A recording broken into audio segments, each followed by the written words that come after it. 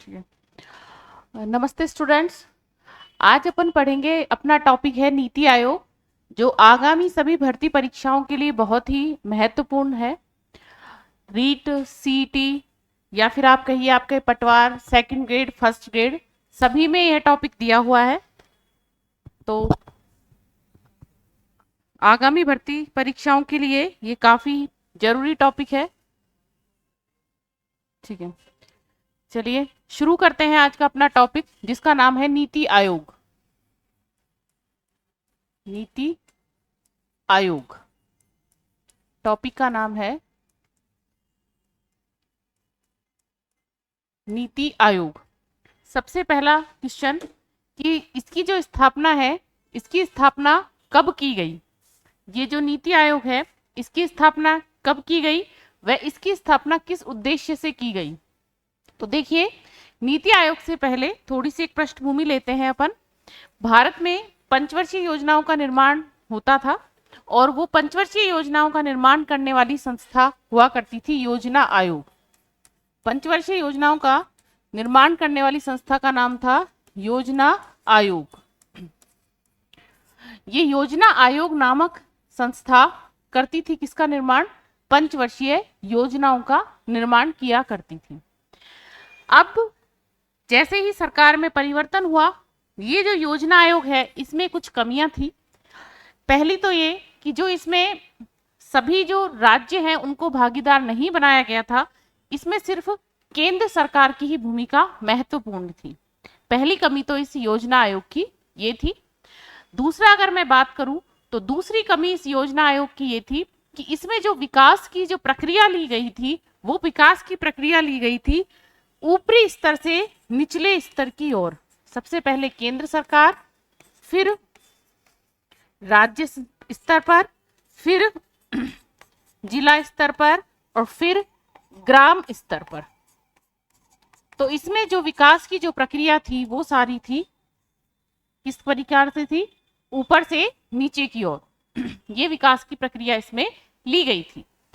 इससे कुछ इसके दुष्परिणाम सामने आए कि कुछ असमानता में बहुत वृद्धि हो गई और जो लक्ष्य हम लेके चल रहे थे उनको हम प्राप्त नहीं कर पा रहे थे।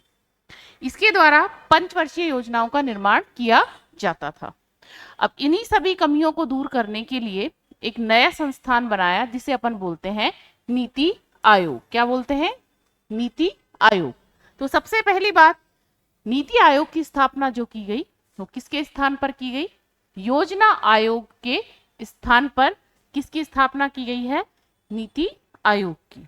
ठीक है, अब देखिए, अपन बात करें कि जो ये नीति आयोग है, इसकी जो स्थापना है वो किसके स्थान पर की गई है? योजना आयोग के स्थान पर। तो इस स्थापना के लिए कौन सी डेट है? तो देखिए, सबसे पहली बात, इसकी स्थापना की जो डेट है वो है 1 जनवरी 2015। कब की गई इसकी स्थापना? 1 जनवरी 2015 को। और किसके स्थान पर? योजना आयोग के स्थान पर। अब देखिए, दूसरी अगर अपन बात करें तो दूसरी बात है कि जो ये नीति आयोग है, इसका पूरा नाम क्या है? नीति आयोग का पूरा नाम क्या है? तो अपन अगर बात करते हैं नीति आयोग का पूरा नाम, तो अगर मैं हिंदी में बात करूं तो हिंदी में बात है, नाम है इसका राष्ट्रीय भारत परिवर्तन संस्थान। अगर अपन इंग्लिश में बात करें तो नेशनल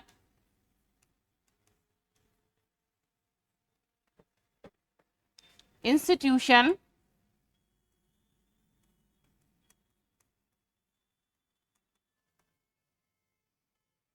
फॉर ट्रांसफॉर्मिंग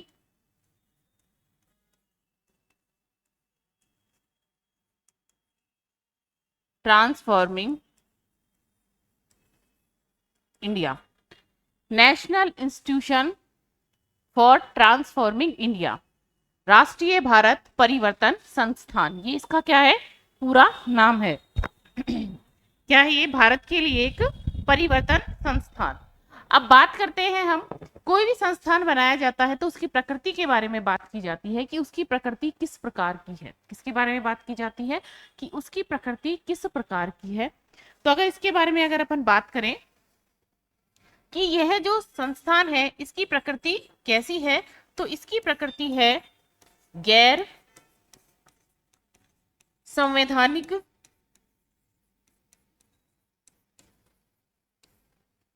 व गैर वैधानिक। कैसी है?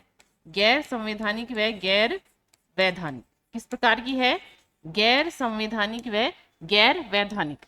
मतलब गैर संवैधानिक का मतलब हो गया कि संविधान के किसी भी अनुच्छेद में इसका वर्णन नहीं किया गया है।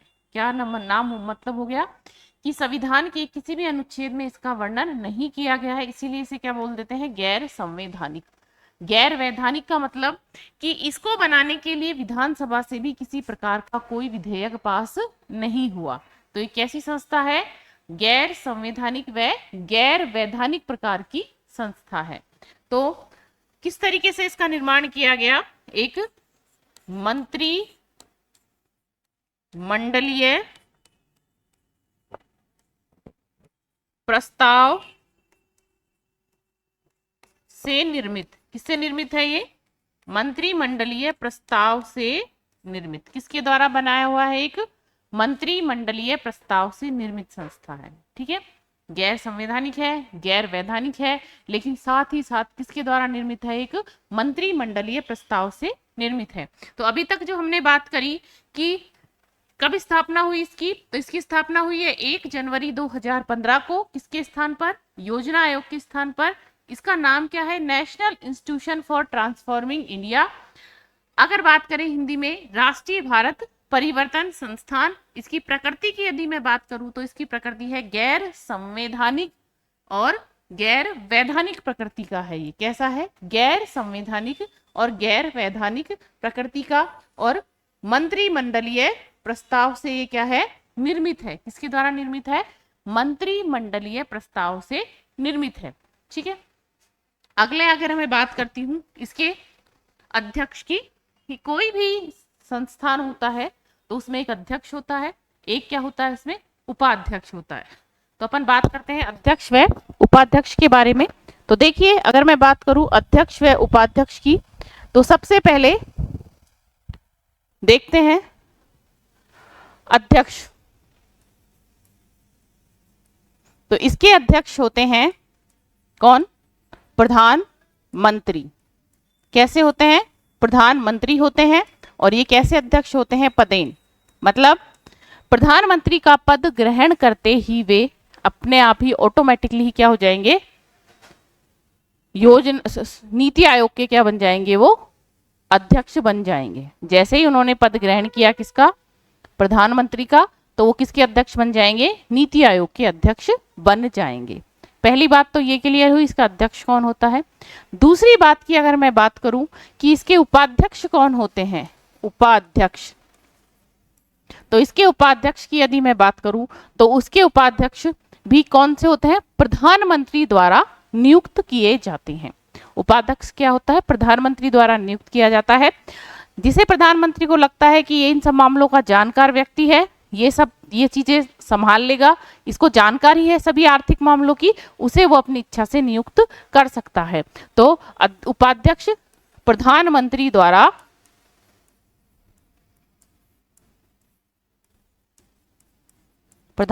द्वारा क्या होता है? नियुक्त होता है। क्या होता है? प्रधानमंत्री द्वारा नियुक्त होता है। कौन? उपाध्यक्ष। ठीक है, अब अगर अपन बात करें कि इसके जो प्रथम उपाध्यक्ष थे वो कौन थे, और अभी वर्तमान में जो उपाध्यक्ष हैं वो कौन है, तो देखिए बात करते हैं इसके प्रथम उपाध्यक्ष की। तो इसके प्रथम उपाध्यक्ष थे अरविंद पनघड़िया। कौन थे इसके प्रथम उपाध्यक्ष? अरविंद पनघड़िया। ठीक है, अब उसके बाद करते हैं बात अपन कि इसके वर्तमान में उपाध्यक्ष कौन है। तो देखिए, अगर मैं बात करूं अभी इसके वर्तमान में उपाध्यक्ष कौन है, देखिए, सबसे पहले अपन ये भी देख लेते हैं कि प्रधानमंत्री, अगर आपसे पूछे कि वर्तमान में नीति आयोग के अध्यक्ष कौन है, तो प्रधानमंत्री कौन है? नरेंद्र मोदी। नीति आयोग की स्थापना के समय कौन अध्यक्ष थे? उस समय भी हमारे प्रधानमंत्री कौन थे? नरेंद्र मोदी। और वर्तमान पूछे तो भी नरेंद्र मोदी, स्थापना के समय पूछे तो भी कौन है? नरेंद्र मोदी जी हमारे क्या है? इसके क्या है? हमारे अध्यक्ष हैं। ठीक है, तो वर्तमान की अगर मैं बात करूं तो वर्तमान में तो कौन है? नरेंद्र मोदी। और अगर पूछा जाए कि पहले कौन बने, तो पहले भी नरेंद्र मोदी है। स्थापना के समय कौन थे? तो भी नरेंद्र मोदी है, क्योंकि तब जब से ये संस्थान बनाया तब से नरेंद्र मोदी ही प्रधानमंत्री जी है हमारे, और आगे आने वाले भविष्य में भी वो ही रहेंगे अभी थोड़े दिन। अब बात करते हैं वर्तमान में उपाध्यक्ष की बात करें तो वर्तमान में जो उपाध्यक्ष हैं वो है सुमन बेरी। कौन है? सुमन बेरी। ये वर्तमान में क्या है? उपाध्यक्ष है। उपाध्यक्ष की नियुक्ति पूरी तरह से प्रधानमंत्री के निर्णय पर निर्भर करती है। उसकी जिसकी इच्छा है, उन्हें लगता है कि ये उपाध्यक्ष बनने के काबिल है, उसको वो उपाध्यक्ष बना सकते हैं। तो देखिए, एक बार देखते हैं अपन। सबसे पहले अपन ने बात करी कि जो ये संस्थान है इसकी स्थापना कब की गई? इसकी स्थापना कब की गई? तो इसकी स्थापना की गई है 1 जनवरी 2015 को। और स्थापना के समय ये संस्थान किस प्रकार की स्थापना है? तो इसकी स्थापना है गैर संवैधानिक, गैर वैधानिक संस्थान के रूप में। और क्या है कि मंत्रिमंडलीय प्रस्ताव से निर्मित। ठीक है, किसके स्थान पर की गई है? तो योजना आयोग के स्थान पर। अगली बात थी कि इसका पूरा नाम क्या है? तो इसका नाम है national institution for transforming India, Bharat के लिए राष्ट्रीय भारत परिवर्तन संस्थान। भारत के लिए एक परिवर्तन करने वाली संस्थान। मतलब किस तरह का परिवर्तन? एक पॉजिटिव परिवर्तन, विकास के रूप में परिवर्तन, जिससे हमारा देश के संसाधनों का क्या करें हम? अनुकूलतम प्रयोग करें और ज्यादा से ज्यादा उनका ऑप्टिमम यूज करके डेवलपमेंट की ओर बढ़ सकें। इस प्रकार के लिए संस्थान बनाई थी हमने। कौन सी? नीति आयोग। अब बात करते हैं इसमें और कौन कौन से सदस्य होते हैं। तो देखिए, एक इसमें होते हैं सीईओ। कौन से सीईओ? मुख्य कार्यकारी अधिकारी। एक इसमें कौन होते हैं? मुख्य कार्यकारी अधिकारी। तो देखिए, बात करते हैं अगला, मुख्य कार्यकारी अधिकारी।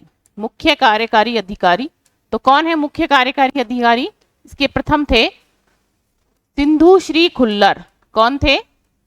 सिंधु श्री खुल्लर।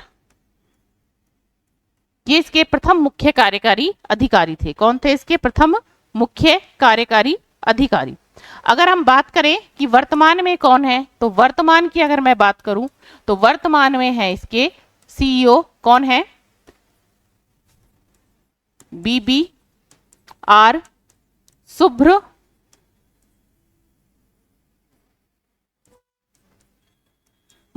सुब्रमण्यम। कौन है? BBR सुब्रमण्यम। BBR सुब्रमण्यम वर्तमान में क्या है? इसके सीईओ है। कौन है? BBR Subramaniam. BBR Subramaniam. BBR Subramaniam.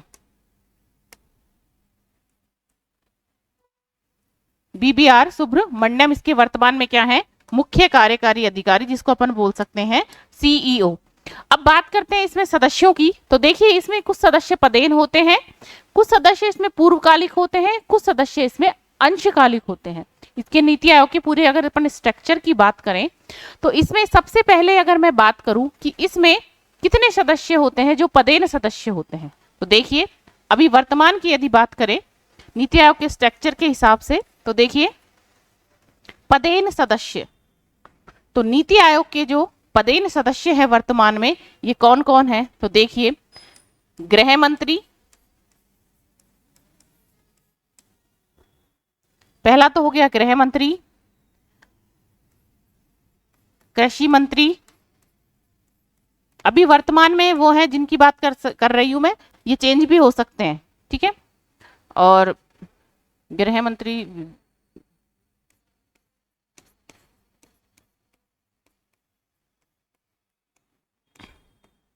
ये इसके वर्तमान में क्या है, पदेन सदस्य हैं। पदेन सदस्य का मतलब हो गया कि ये इसमें सदस्य बनेंगे अपने आप, ऑटोमेटिकली इसके सदस्य बन जाएंगे। इसका मतलब क्या हो गया कि ये इसमें अपने आप ही इसके सदस्य बन जाएंगे, पद पर रहेंगे तो इसमें अपने आप ही इनके सदस्य बना लिए जाते हैं। इच्छा है कि किसको बनाया जाता है और किसको नहीं बनाया जाता है। ठीक है, एक है वित्त मंत्री, ये हो गए हमारे रक्षा मंत्री, सॉरी रक्षा मंत्री। तो ये अभी इसके क्या है, पदेन सदस्य हैं। पदेन सदस्यों में कैबिनेट स्तर के मंत्री होते हैं। किस तरह के मंत्री होते हैं, जो कैबिनेट स्तर के मंत्री होते हैं उन्हें इसका क्या बनाया जाता है, पदेन सदस्य। अभी फिलहाल ये 4 है, ये जिनके पास ये पद हैं वो हैं। ये चेंज भी हो सकते हैं, ऐसा कुछ नहीं है कि ये ही चारों बनाए जाएंगे, ये चेंज भी हो सकते हैं। अगर मैं बात करूं गृह मंत्री अभी हमारा वर्तमान में कौन है, तो आप सबको पता है कि गृह मंत्री हमारे कौन है, तो गृह मंत्री हैं हमारे अमित शाह। ठीक है, कौन है, अमित शाह। अगर कृषि मंत्री की बात करूं तो कौन है, श्री नरेंद्र सिंह तोमर।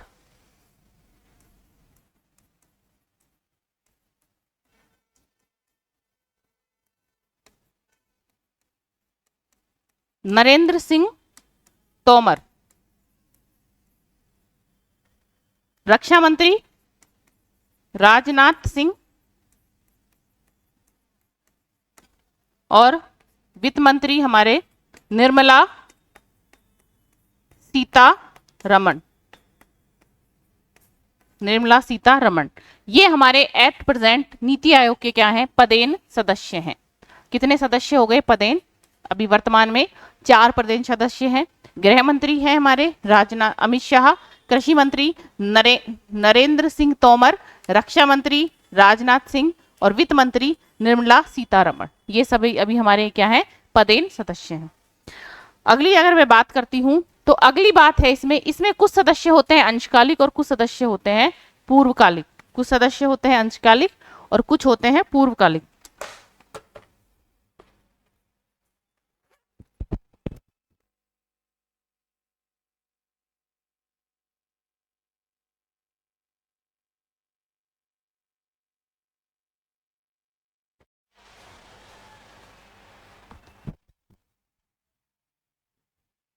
अब बात करते हैं कि इसमें कितने सदस्य तो अंशकालिक हैं और कितने सदस्य पूर्वकालिक हैं।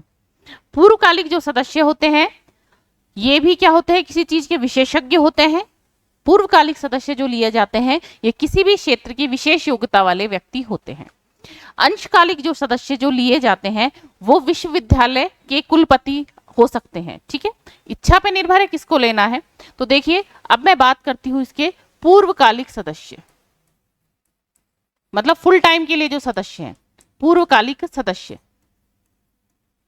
पूर्वकालिक सदस्य इनकी संख्या होती है कितनी, 3। कितने होते हैं पूर्वकालिक सदस्य, पूर्वकालिक सदस्यों की संख्या होती है 3। ठीक है, पूर्वकालिक सदस्यों की संख्या 3। अभी वर्तमान में यदि मैं बात करूं तो कौन है, तो देखिए सबसे पहले हैं डॉक्टर विनोद पाल जो स्वास्थ्य विशेषज्ञ हैं।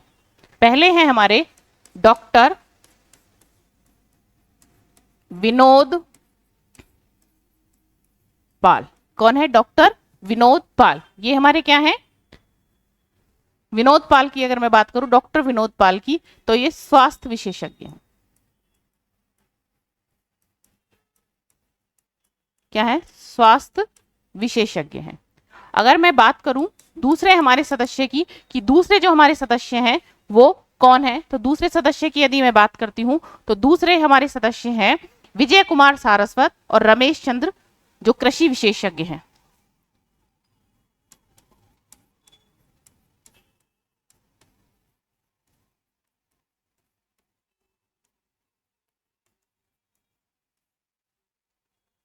अगला है रमेश चंद्र। ये हमारे कैसे सदस्य हैं नीति आयोग के, ये नीति आयोग के सब कैसे सदस्य हैं, पूर्वकालिक फुल टाइम के लिए जिनको सदस्यता प्राप्त है। कौन हो गए, डॉक्टर विनोद पाल जो स्वास्थ्य विशेषज्ञ हैं, दिनेश कुमार सारस्वत और रमेश चंद्र। ठीक है, ये सारे के सारे किसी क्षेत्र में अपने विशेष योग्यता वाले सदस्य होते हैं और ये कैसे सदस्य होते हैं, फुल टाइम। ठीक, नेक्स्ट अगर मैं बात करूं अगला है हमारा अंशकालिक सदस्य।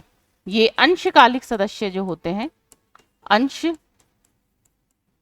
सदस्य, अंशकालिक सदस्यों की संख्या होती है कितनी?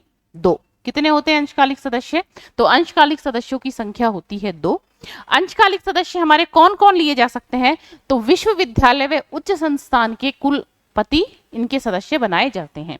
तो कौन कौन हो सकते हैं? विश्वविद्यालय व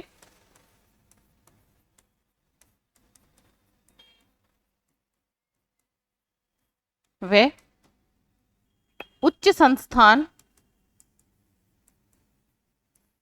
के कुलपति। ठीक है, अभी तो बजट आ गया, इसमें नाम चेंज कर दिया है कुलपति, अब से कुलपति नहीं बोला जाएगा इनको।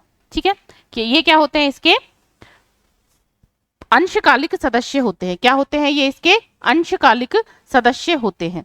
तो अभी अपन ने बात करी कि कौन कौन तो इसके पूर्वकालिक सदस्य हैं, कौन कौन इसके अल्पकालिक सदस्य हैं, कौन कौन इसके पदेन सदस्य हैं। पदेन सदस्य होते हैं वो कैबिनेट स्तर के मंत्री होते हैं। अभी फिलहाल वित्त मंत्री है, रक्षा मंत्री है, गृह मंत्री है और कृषि मंत्री है। इनमें परिवर्तन किया जा सकता है। पूर्वकालिक जो सदस्य होते हैं वो क्या हो जाते हैं? पूर्वकालिक सदस्य जो होते हैं वो फुल टाइम मेंबर्स जिनको बोला जाता है, किसी भी चीज के विशेषज्ञ हो सकते हैं। अगला है इसमें अंशकालिक सदस्य जो है 2, और ये किससे लिए जाते हैं? विश्वविद्यालय व उच्च संस्थान जो होती हैं उनके कुलपतियों को इसमें लिया जाता है। अब एक सदस्य और होते हैं, कुछ सदस्य और होते हैं जो होते हैं विशेष आमंत्रित सदस्य। कैसे सदस्य होते हैं? विशेष आमंत्रित सदस्य। तो देखिए, अगर अपन बात करें विशेष आमंत्रित सदस्य, कैसे सदस्य? विशेष आमंत्रित सदस्य। कैसे सदस्य है? अगर अपन बात करते हैं जिनको क्या है? विशेष आमंत्रण देके बुलाया जाता है। अभी देखिए, विशेष आमंत्रित सदस्य है, ये भी किसी विशेषज्ञ होंगे किसी ना किसी क्षेत्र में अपने, और ये वर्तमान में कितने हैं? 4 है। कितने हैं? 4 हैं। कौन कौन है? नितिन गडकरी है, थावरचंद गहलोत और पीयूष गोयल। ठीक है, नितिन गडकरी, थावरचंद गहलोत, पीयूष गोयल और इंद्र राव, ये अभी 4 क्या हैं? इसमें विशेष आमंत्रित सदस्य हैं। तो विशेष आमंत्रित सदस्यों की संख्या कितनी होती है? 4। ये अपन इसके सारा स्ट्रक्चर समझ रहे हैं। क्या समझ रहे हैं? इसका सारा स्ट्रक्चर की किस किस तरीके से क्या क्या काम है, इसमें कौन कौन सदस्य होते हैं। इसकी हर एक लाइन से क्वेश्चन है, इसकी हर एक लाइन से क्वेश्चन है। और प्रत्येक एग्जाम के लिए आप सीईटी लेवल से लेके आप आरएस तक का एग्जाम दे लीजिए, सब में ये टॉपिक है नीति आयोग। ठीक है, एक तो क्या है, अभी संस्थान को बने ज्यादा टाइम नहीं हुआ है, दूसरी बात योजना आयोग के स्थान पर बना है इसलिए। तो देखिए, विशेष आमंत्रित सदस्यों की यदि मैं बात करूं तो विशेष आमंत्रित सदस्य जो हमारे हैं, अपन अगर उनके बारे में बात करें तो पहला मैंने आपको बताया, कौन? थावर चंद गहलोत। थावर चंद गहलोत। अगर मैं बात करूं दूसरे सदस्य के बारे में तो दूसरे हैं पीयूष गोयल। कौन है? पीयूष गोयल। ये थावरचंद गहलोत, ये किसी अपने सेक्टर में विशेषज्ञता प्राप्त होगी, इनको किसी भी क्षेत्र में हो सकते हैं, कोई भी हो सकते हैं। इनकी सिर्फ क्वालिफिकेशन ये है कि विशेष योग्यता वाले होते हैं। किसी विशेष कोई विशेष अगर हमें मंत्रणा करनी है, किसी विशेष क्षेत्र के बारे में अगर जानकारी लेनी है, विशेष क्षेत्र के बारे में कुछ प्रोग्राम बनाने हैं, तो उसके लिए ये विशेष आमंत्रित सदस्य इसमें लिए जाते हैं। सबसे पहला है थावरचंद गहलोत, दूसरे अगर हमारे बताएं अपन पीयूष गोयल, तीसरा है नितिन जयराम गडकरी और श्री राव इंद्रजीत।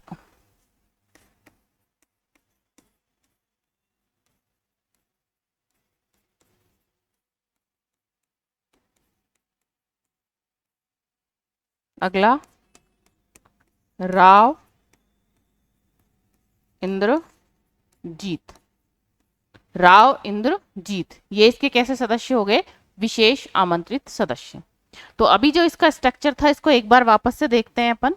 देखिए, सबसे पहले अपन ने बात करी नीति आयोग क्या है ये। तो देखिए, नीति आयोग की मैंने सबसे पहले बात की। तो अपन बात करें नीति आयोग, तो नीति आयोग क्या है? योजना आयोग पर बनाया गया एक संस्थान है। क्या है? योजना आयोग पर बनाया गया एक संस्थान है, योजना आयोग के स्थान पर बनाया गया संस्थान है। दूसरी बात अगर मैं करूं, योजना आयोग में कुछ कमियां थी। योजना आयोग में क्या होता था, विकास का जो स्तर था वो कैसे था, ऊपरी स्तर से नीचे के स्तर की ओर इसका क्या किया जाता था, इसमें विकास पर ध्यान दिया जाता था। अगर मैं बात करूं किसकी, नीति आयोग की, तो नीति आयोग में क्या किया जाता है, अपन आगे बात करेंगे नीति आयोग में क्या किया जाता है। फिलहाल देखते हैं इसकी स्थापना के बारे में बात करते हैं।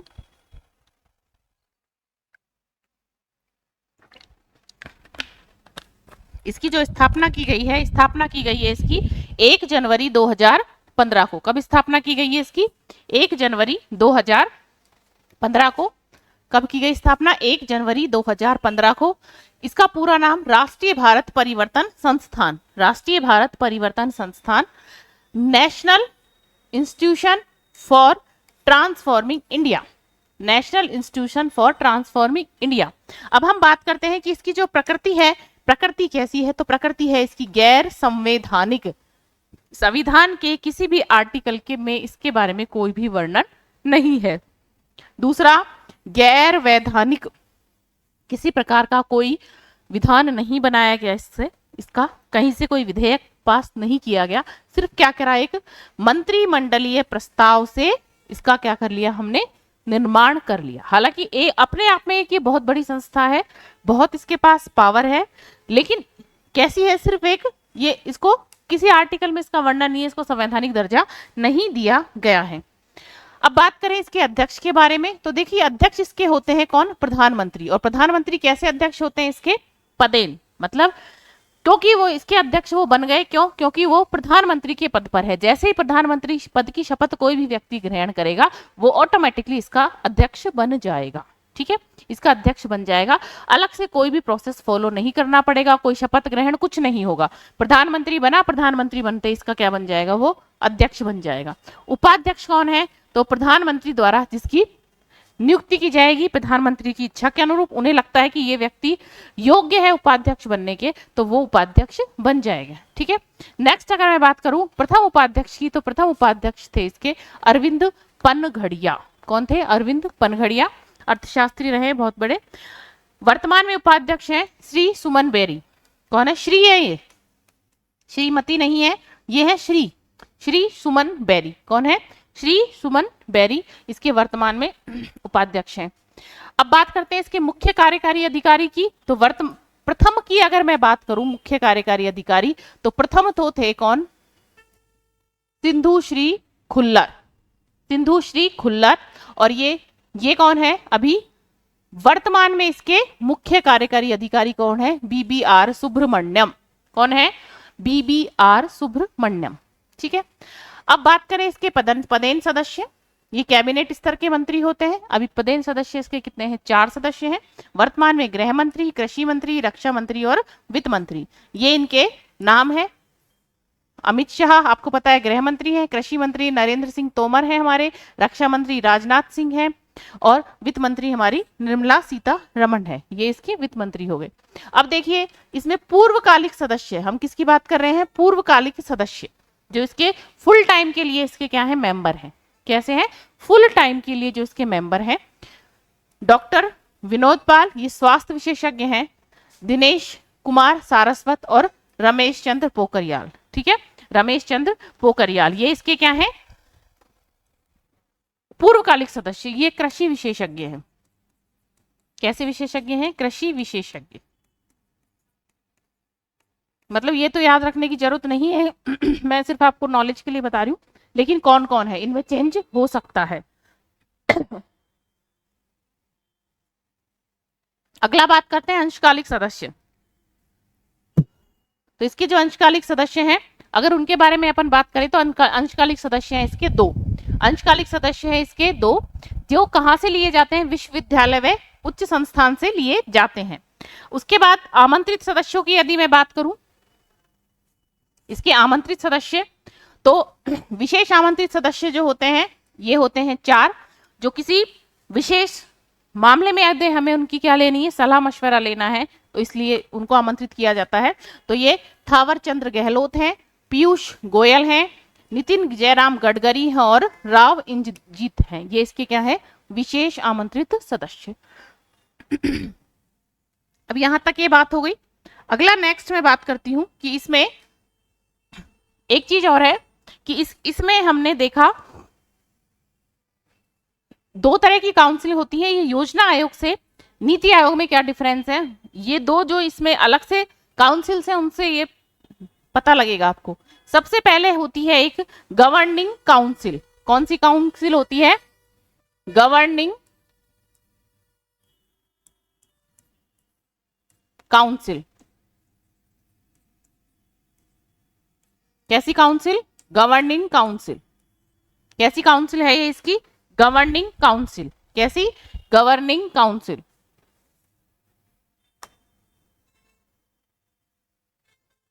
अब देखिए जो गवर्निंग काउंसिल है इसमें कौन कौन होगा इसका सदस्य, गवर्निंग काउंसिल का कौन कौन सदस्य होगा।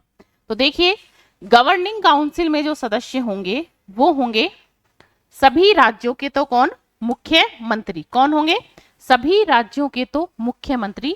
केंद्र शासित प्रदेशों के कौन होंगे, उपराज्यपाल या प्रशासक। इस गवर्निंग काउंसिल के जो सदस्य की यदि बात करें कि गवर्निंग काउंसिल किन से मिलके बनेगी, तो सभी राज्यों के तो इसमें शामिल किए जाएंगे मुख्यमंत्री, और केंद्र शासित प्रदेशों के क्या शामिल किए जाएंगे इसमें, उपराज्यपाल या प्रशासक इसमें शामिल किए जाएंगे। क्या इसमें किया जाएगा,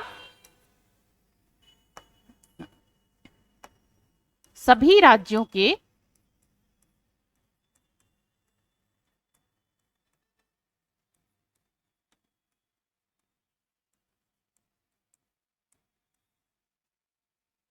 मुख्यमंत्री व केंद्र शासित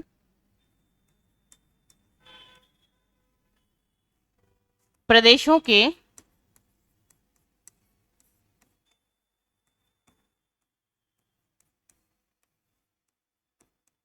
उपराज्यपाल व प्रशासक। ये इस गवर्निंग काउंसिल इन सबसे मिलकर क्या करेगी, बनेगी। मतलब सभी राज्यों की भागीदारी को लेकर हम चल रहे हैं इसमें। तो क्या होगा, सभी राज्यों के मुख्यमंत्री और केंद्र शासित प्रदेशों के प्रशासक या उपराज्यपाल।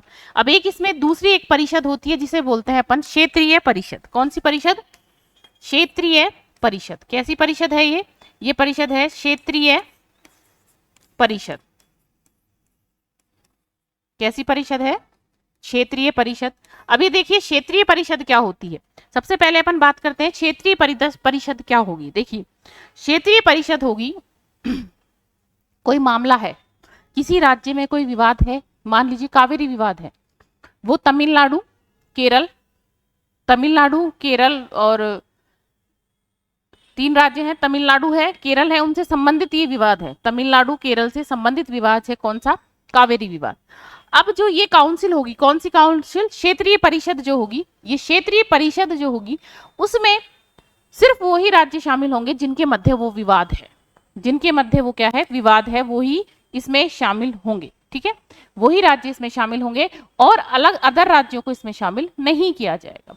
क्यों, क्योंकि अगर मान लीजिए झगड़ा दो व्यक्तियों के बीच में है, अगर हमें किसी चीज को, मामले को सुलझाना है, तो हमें उन दो व्यक्तियों से तो मिलकर बात करनी पड़ेगी, और अन्य को अगर हम उसमें शामिल करेंगे तो वो क्या करेंगे, रिश्तेदारों को अगर बुला लिया, घर के झगड़ा हुआ मान लो दो लोगों में, हमने उनको बिठा के समझाया नहीं, घर के बुजुर्गों ने रिश्तेदारों को बुला लिया, आएंगे रिश्तेदार, क्या करेंगे, चाय पानी पियेंगे, एक ने जो बात कही वो दूसरे से कह देंगे, दूसरे ने जो बात कही वो उस नेक्स्ट बंदे से जाके कह देंगे और विवाद बढ़ जाएगा।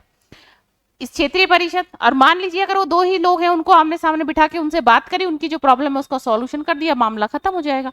तो इसी तरीके से जो ये क्षेत्रीय परिषद है, ये जो क्षेत्रीय परिषद है, इसमें भी जिस मामले का जिस मामलों के मध्य विवाद है, मान लीजिए 5 राज्य है जिनके मध्य कोई आपस में विवाद चल रहा है, तो वो 5 राज्य इसके सदस्य होंगे, बाकी के राज्य इसके सदस्य नहीं होंगे। केंद्र शासित प्रदेश है कोई और कोई राज्य, किसी केंद्र शासित प्रदेश और कोई राज्य के मध्य विवाद चल रहा है, तो केंद्र शासित प्रदेश और वो राज्य ही इसके क्या होंगे, सदस्य होंगे, और कोई नहीं होगा। मतलब संबंधित मामले से संबंधित जो भी राज्य है या केंद्र शासित प्रदेश है वो ही क्या होगा, इसका सदस्य होगा। तो क्षेत्रीय परिषद में कौन कौन शामिल होंगे, मामले से संबंधित राज्यों के मुख्यमंत्री और केंद्र शासित प्रदेशों के उपराज्यपाल या प्रशासक। मामला जो कोई विवाद है उनके बीच में वो मामला। तो कैसा? मामले से संबंधित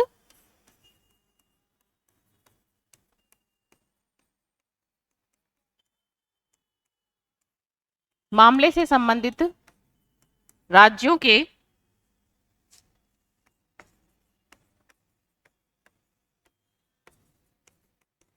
मुख्यमंत्री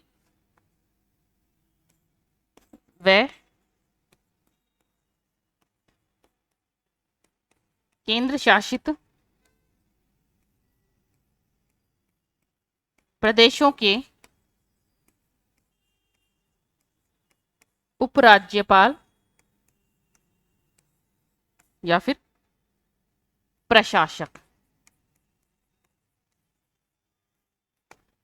ये इसमें क्या कर दिए जाएंगे? क्षेत्रीय परिषद में ये व्यक्ति शामिल कर दिए जाएंगे। दो तरह की परिषदें हो गई, एक तो गवर्निंग काउंसिल। तो गवर्निंग काउंसिल में तो क्या होगा? सभी राज्यों के शामिल हो जाएंगे। कौन? मंत्री, और जितने भी भारत में राज्य हैं उनके मंत्री शामिल हो जाएंगे। केंद्र शासित प्रदेश के सभी लोग शामिल हो जाएंगे।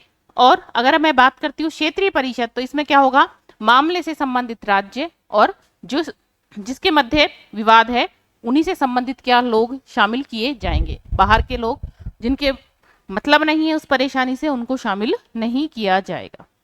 अब बात करते हैं ये क्या काम करेगा। नीति आयोग की स्थापना किस उद्देश्य की पूर्ति के लिए की गई है? इसके कार्यों के बारे में बात करें।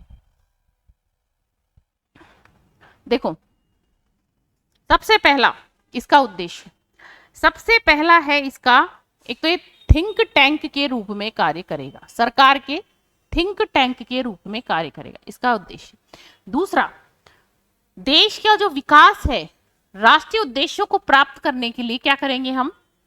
जो राज्य हैं उनकी भागीदारी को लेकर और सहकारी संघवाद के साथ काम करेंगे। मतलब सब मिलके काम करेंगे। देश के विकास के करने के लिए राज्य को भी क्या दिया गया है? इसमें शामिल किया गया है। तो ये जो बनाई गई है संस्था, वो किस पर आधारित है? सहकारी संघवाद पे आधारित है, राष्ट्रीयता पे आधारित है, सहकारिता पे आधारित है। ध्यान रखिएगा, क्वेश्चन आता है कि संस्था का प्रकार किस किस भावना पे आधारित है? तो राष्ट्रीयता पर भी आधारित है, सहकारी संघवाद पे भी आधारित है, ठीक है, और सहकारिता पर भी आधारित है। दूसरा, जो हमारे विकास का जो काम है वो हमें करना है, अब हम करेंगे ग्रामीण स्तर से शुरू करेंगे और ऊपरी स्तर तक पहुंचाएंगे। क्यों? ऐसा क्यों? योजना आयोग इस थ्योरी को काम में लेके चल रहा था कि भाई ऊपर का विकास करेंगे तो निचले स्तर का विकास अपने आप हो जाएगा, लेकिन ऐसा हो नहीं पाया। अपन भी देख रहे हैं कि आज शहर में सारी व्यवस्थाएं बहुत अच्छी हैं, औद्योगिक व्यवस्था है, बड़ी बड़ी होटल इंडस्ट्री है, रोजगार के साधन है, सब कुछ है, सड़क है, बिजली पानी सब कुछ है। और ग्रामीण एरियाज में कोई व्यवस्था नहीं है, बिजली पानी बहुत ही कम टाइम के लिए आता है, कोई स्वास्थ्य की कोई अच्छी व्यवस्था नहीं है। तो मतलब हमने ऊपरी स्तर का तो बहुत अच्छा विकास कर लिया, जैसे योजना आयोग जिस थ्योरी को लेकर चला, लेकिन जो हमारा निचला स्तर था, ग्रामीण स्तर, वो रह गया। और भारत तो निवास ही कहाँ करता है? गांवों में निवास करता है। आपने पढ़ा होगा कि भारत तो क्या है? गांवों में निवास करता है। तो ग्रामीण स्तर का विकास हमारा रह गया। तो अब हम विकास की प्रक्रिया को करेंगे नीचे से ऊपर की ओर, मतलब ग्रामीण स्तर से लेके जाएंगे और केंद्र स्तर तक पहुंचेंगे। दूसरा, इसमें करेंगे हम देश में प्रौद्योगिकी और नवाचार को क्या देंगे? बढ़ावा देंगे। चलो एक एक लिखते हुए चलते हैं अपन। सबसे पहले अपन बात करते हैं, नीति आयोग सहकारी संघवाद राष्ट्रवाद की भावना पर क्या करता है? कार्य करता है। इसमें क्या किया गया है? इसमें केंद्र सरकार ने राज्यों को सहभागी बनाकर विकास की रणनीति बनाई जाएगी। किसमें? नीति आयोग में। और दूसरा काम इसका क्या है? जहां योजना आयोग में विकास की जो प्रक्रिया थी वो चल रही थी ऊपरी स्तर से निचले स्तर पर। कैसे स्तर पर? ऊपरी स्तर से निचले स्तर पर। किस तरीके से? तो देखिए, योजना आयोग में कार्य हो रहा था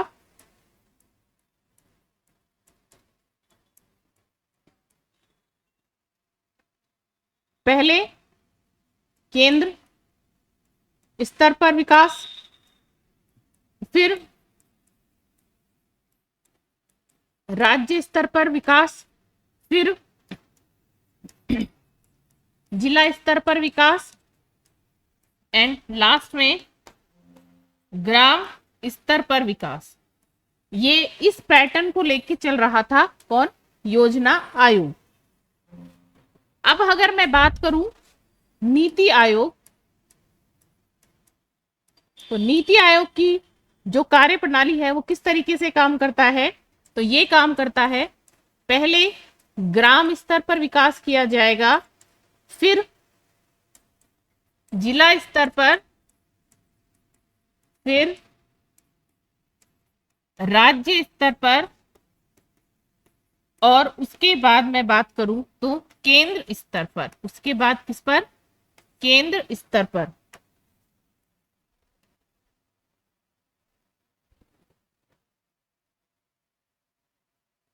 सर उसके बाद केंद्र स्तर पर। तो नीति आयोग इस तरीके से कार्य करता है। तो पहला कार्य हमारा नीति आयोग का क्या हो गया? अगर कार्यों की बात करें तो पहला कार्य हो गया राष्ट्रीय उद्देश्यों को प्राप्त करने हेतु, राष्ट्रीय उद्देश्यों को प्राप्त करने हेतु राज्यों की भागीदारी,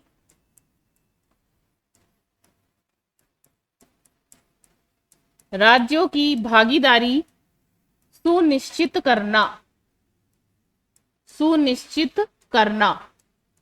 मतलब कि जहां पे योजना आयोग में क्या होता था कि योजना आयोग में सिर्फ और सिर्फ केंद्र सरकार से संबंधित योजनाएं बनती थी, केंद्र सरकार निर्णय लेती थी। लेकिन नीति आयोग में अब क्या होगा, अपन ने देखा इसकी गवर्निंग जो काउंसिल है, उस गवर्निंग काउंसिल में क्या होता है, सभी राज्यों के मुख्यमंत्री और कौन, जो हमारे केंद्र शासित प्रदेश हैं, उनके राज्यपाल क्या होते हैं, इसके सदस्य होते हैं।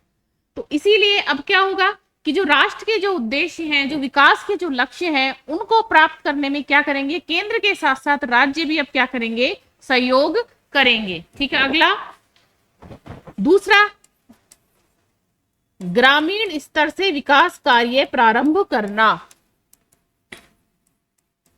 ग्रामीण स्तर से विकास कार्य प्रारंभ करना। अभी बात की थी मैंने कि क्या होता है नीति आयोग में, विकास की जो रणनीति है जो भी चलाई जाएगी वो सबसे पहले क्या होगा, निचले स्तर से प्रारंभ की जाएगी, ग्रामीण स्तर से, फिर जिला स्तर पर, फिर राज्य स्तर पर और फिर केंद्र स्तर पर। जस्ट अपोजिट कार्य करेगा योजना आयोग के।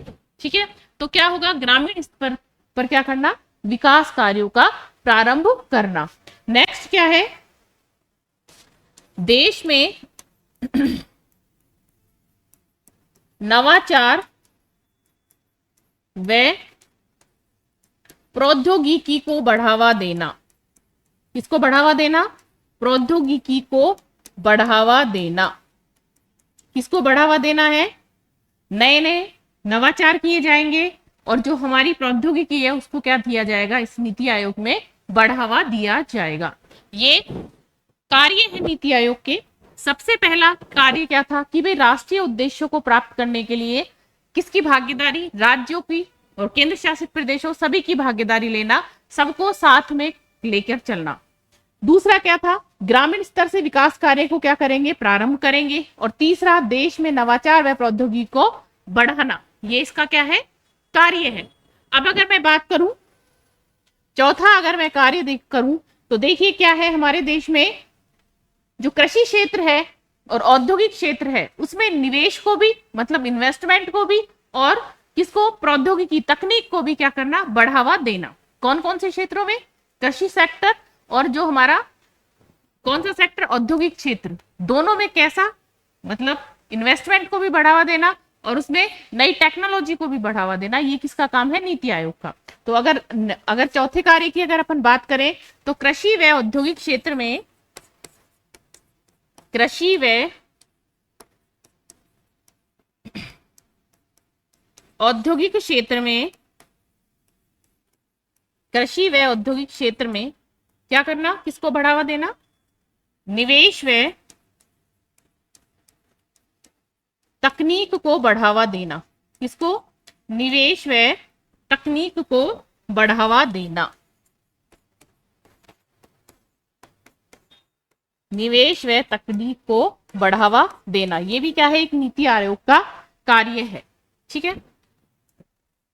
अब नेक्स्ट अगर बात करें अगले कार्य की, अगर अपन बात करते हैं तो हमारे देश में दो प्रमुख समस्याएं हैं, गरीबी और बेरोजगारी। इन गरीबी और बेरोजगारी नामक समस्याओं का क्या करना? उन्मूलन करना, मतलब इनको दूर करना। इसीलिए हमारे देश में बहुत सारे गरीबी उन्मूलन के प्रोग्राम चलाए जा रहे हैं, बेरोजगारों के लिए योजनाएं चलाई जा रही हैं। ठीक है। तो नेक्स्ट उद्देश्य क्या है? गरीबी व बेरोजगारी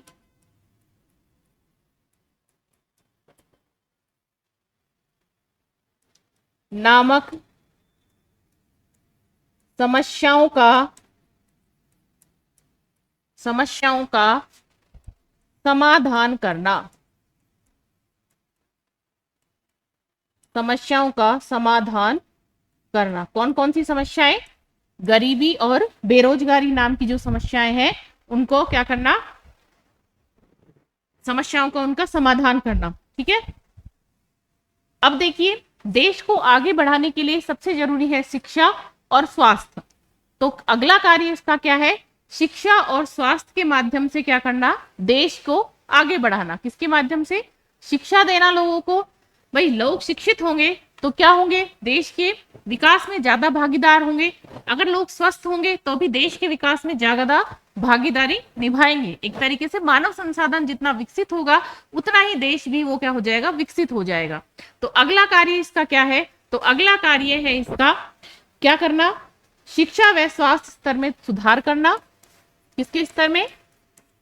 शिक्षा व स्वास्थ्य, शिक्षा व स्वास्थ्य के स्तर में सुधार करना। शिक्षा व स्वास्थ्य के स्तर में सुधार करना। क्या हो जाए? जिससे कि क्या हो? ताकि देश को क्या बढ़ा लें हम? आगे बढ़ाया जा सके। ताकि देश को आगे बढ़ाया जा सके। अगर देश की जनता क्या होगी? शिक्षित होगी और स्वस्थ होगी तो क्या करेगी? देश के विकास में ज्यादा से ज्यादा सहायक होगी। अब देखिए अगला काम है भाई, विकास की जो प्रक्रिया है उसमें वंचित वर्ग जो है उसकी भी क्या करना? भागीदारी सुनिश्चित करना। वंचित वर्ग मतलब जिन तक अभी तक संसाधन नहीं पहुंच पाए हैं किसी भी प्रकार के, तो उस वर्ग को भी क्या करना? शामिल करना विकास की प्रक्रिया में। सभी को क्या लेके चलेगा? ये साथ लेके चलेगा। तो नेक्स्ट कार्य क्या करेगा? नेक्स्ट कार्य की अगर अपन बात करें तो विकास की प्रक्रिया में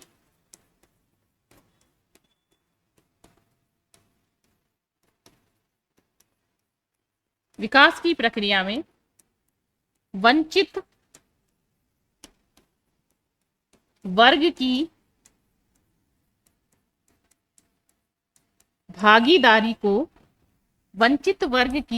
भागीदारी को सुनिश्चित करना।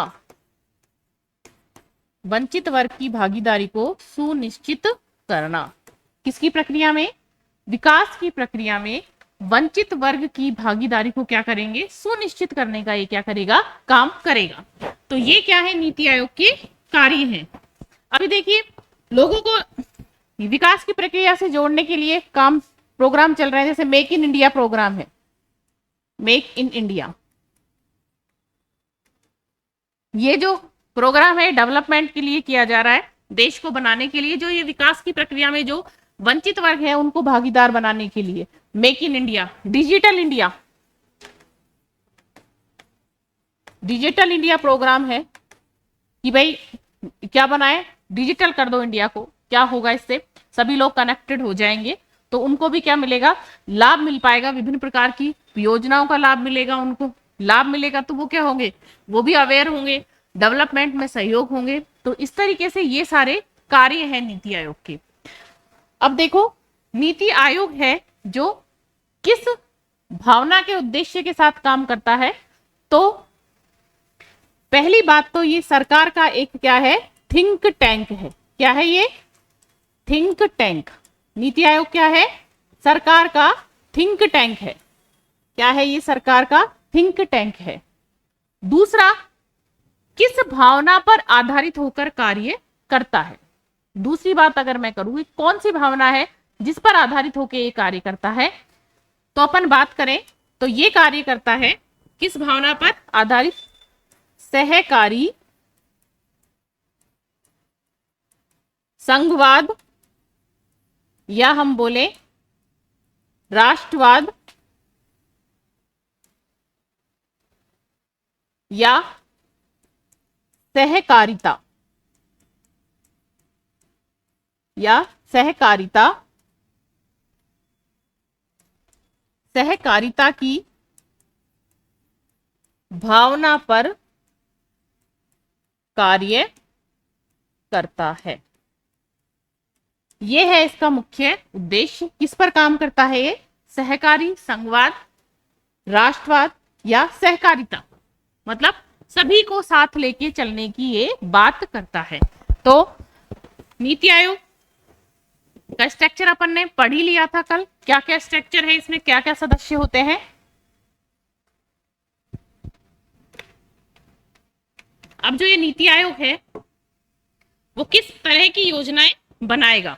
देखो, नीति आयोग द्वारा क्या किस प्रकार से योजनाएं बनाई जाएंगी। तो नीति आयोग क्या करेगा?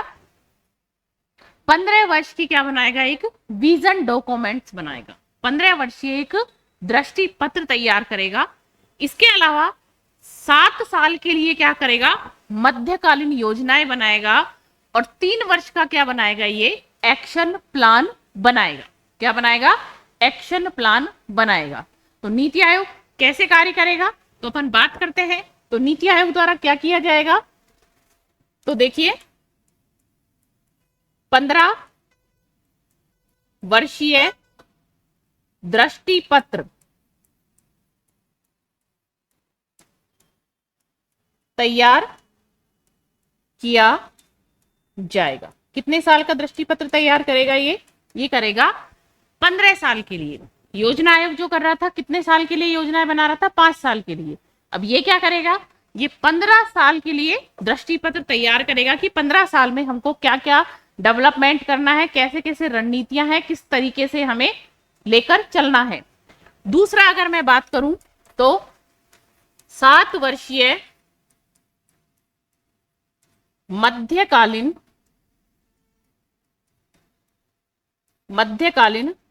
रणनीति का निर्माण। कितने वर्षीय? 7 वर्षीय कैसी? मध्यकालीन रणनीति का निर्माण करेगा। कितने साल की? 7 साल की। और 3 साल के लिए क्या बनाएगा? 3 वर्षीय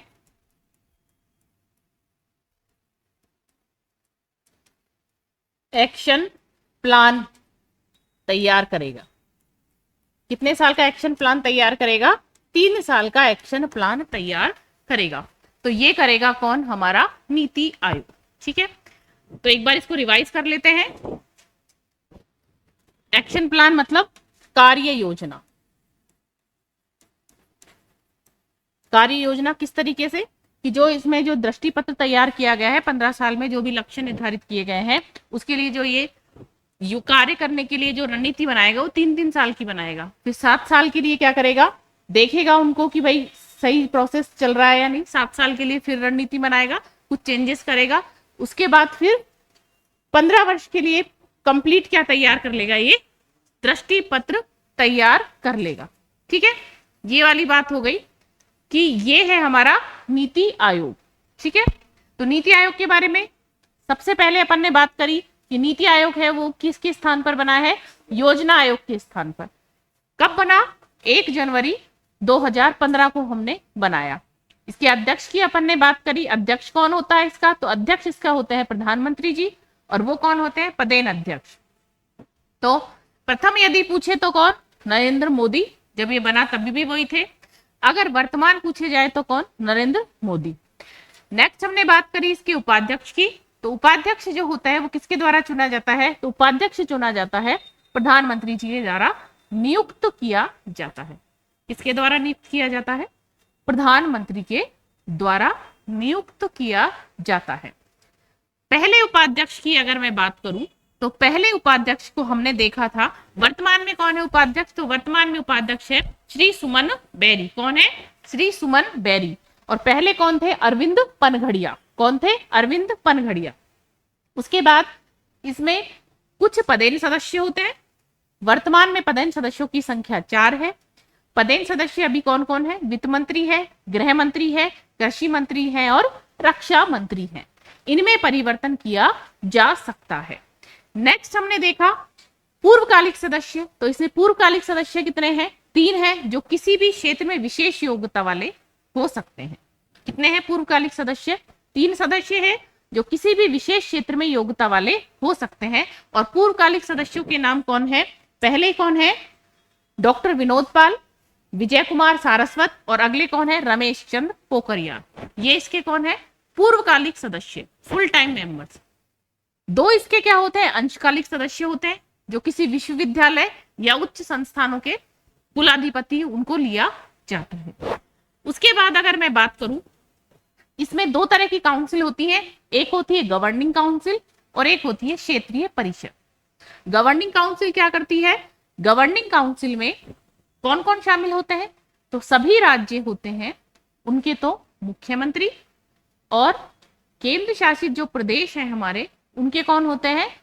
उप राज्यपाल या प्रशासक इसके क्या होते हैं? सदस्य होते हैं। किसके? गवर्निंग काउंसिल के। अगर अपन बात करते हैं क्षेत्रीय परिषद की, तो क्षेत्रीय परिषद में अगर किसी क्षेत्र का कोई मामला है तो उस मामले से संबंधित व्यक्ति क्या होता है? इसके सदस्य होते हैं। किसके? क्षेत्रीय परिषद के। मान लीजिए 2 राज्य है, उनमें आपस में किसी चीज को लेके विवाद चल रहा है, तो वो सिर्फ 2 राज्य ही इसके क्या होंगे? सदस्य होंगे। ये 2 तरह की परिषद है, इसमें गवर्निंग काउंसिल और क्षेत्रीय परिषद। ये बिल्कुल अलग है स्ट्रक्चर नीति आयोग से इसका। अगला है, इसमें कुछ विशेष आमंत्रित सदस्य भी होते हैं। जब किसी विशेष मामले में कोई सलाह मशवरा लेना होता है तो उसमें विशेष आमंत्रित सदस्य ले लिए जाते हैं। वर्तमान में कौन कौन है? तो इसमें है नितिन गडकरी 1 नंबर पर। दूसरे नंबर पर बात करें अपन थावर चंद गहलोत, तीसरा श्री पीयूष गोयल और चौथा है श्री राव इंद्रजीत। ये इसके अभी वर्तमान में कौन है? आमंत्रित सदस्य, विशेष आमंत्रित सदस्य। तो इस तरीके से ये पूरा स्ट्रक्चर है। और ये काम क्या करता है? तो ये भारत में विकास की रणनीति बनाता है, 15 वर्ष का दृष्टि पत्र तैयार करता है, 7 वर्ष के लिए कैसी योजना बनाता है? मध्यकालीन रणनीति बनाता है। कैसी? मध्यकालीन। और 3 वर्ष का क्या बनाता है? ये 3 वर्ष की कार्य योजना बनाता है। इसका एक ये लाइन में से एक क्वेश्चन बनता है। संस्था का अगर प्रकार देखें तो कैसी है? गैर संवैधानिक है, संविधान के किसी अनुच्छेद में इसका वर्णन नहीं है, गैर वैधानिक है, इसके लिए कोई विधान नहीं बनाया गया, कोई भी एक विधेयक पास नहीं गया, सिर्फ मंत्रिमंडलीय प्रस्ताव से निर्मित क्या है? ये एक संस्था है। और ये कार्य क्या करेगी? नाम ही इसका क्या था? राष्ट्रीय भारत परिवर्तन संस्थान। भारत को परिवर्तित करने वाली एक संस्था। परिवर्तन कैसा? पॉजिटिव परिवर्तन, डेवलपमेंट, विकास में के रूप में परिवर्तन करने वाली संस्था है। वो क्या है? NITI Aayog, NITI, national institution for transforming India. ये क्या था? इसका कंप्लीट पूरा नाम है। ये किस भावना को लेकर कार्य करेगा? तो ये भावना है इसकी सहकारी संघवाद की भावना, राष्ट्रवाद की भावना या सहकारिता की भावना। तीनों चीजें लगभग सेम है। इस भावना को लेकर ये काम करेगा। किस हिसाब से कार्य करेगा? तो ये कार्य करेगा ग्राम स्तर से लेके केंद्र स्तर तक। सबसे पहले विकास की रणनीतियां जो बनेंगी वो किसके लिए बनेंगी? ग्राम स्तर पर। क्यों? क्योंकि भारत है वो कहाँ निवास करता है? गांवों में निवास करता है। और जब हम हमारे गांवों का निवास करेंगे तो शहर अपने आप विकसित होंगे और देश अपने आप विकसित हो जाएगा। ठीक है, ये है हमारा नीति आयोग का पूरा स्ट्रक्चर। उम्मीद है आप सभी को समझ में आ गया होगा। ये राजस्थान या इंडिया लेवल की जितनी भी भर्तियां उन सभी के लिए टॉपिक बहुत इंपॉर्टेंट है। Thank you very much.